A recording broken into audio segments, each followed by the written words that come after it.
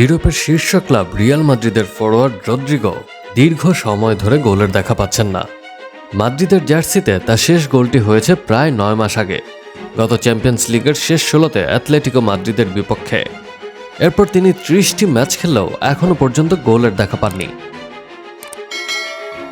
গত রোববার লা লিগায় জিরোনার বিপক্ষে 72 মিনিটে বদলি হিসেবে মাঠে নামলেও রদ্রিগো গোল করতে পারেননি।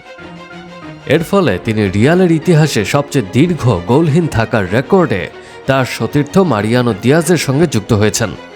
30টি ম্যাচের মধ্যে 13টিতে তিনি শুরু থেকেই খেলেছেন, বাকি 17টিতে বদলি হিসেবে।